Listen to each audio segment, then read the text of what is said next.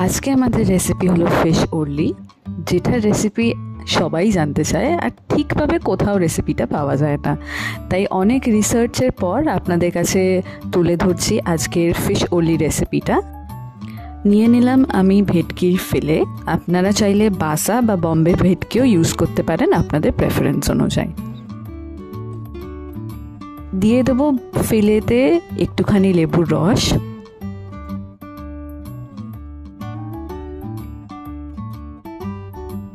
অনেকটা গোলমরিচের গুঁড়ো,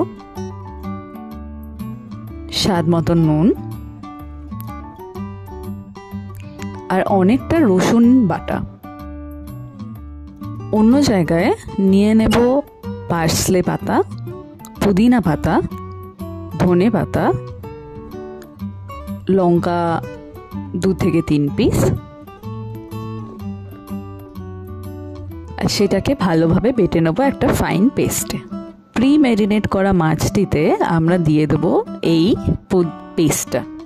ভালোভাবে মাখিয়ে সেটাকে 15 থেকে 20 মিনিট রেখে দেবো। এবার আসছি সবচেয়ে ইম্পর্ট্যান্ট স্টেপটা, ব্যাটারটা কিভাবে বানাতে হবে।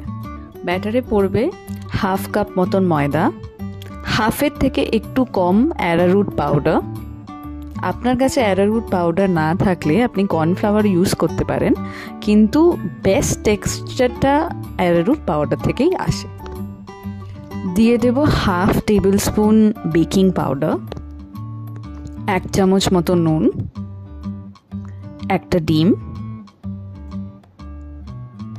1 চামচ মতন বাটার, একটুখানি দুধ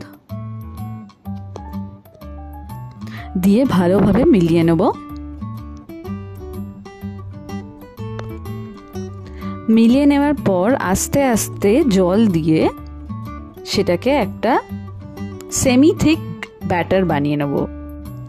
মনে রাখবেন ব্যাটারটা খুব পাতলাও হবে না, আবার খুব থিকও হবে না, একটা সেমি টেক্সচার রাখতে হবে, যেটাতে আপনি ফিশটাকে ডুবিয়ে ভালোভাবে কোটিংটা করতে পারেন। ফিশটাকে অন্তত ওভারনাইট রাখলে খুব ভালো টেস্ট হবে, বাট আপনি চাইলে সেটাকে ইনস্ট্যান্টও ভেজে নিতে পারেন।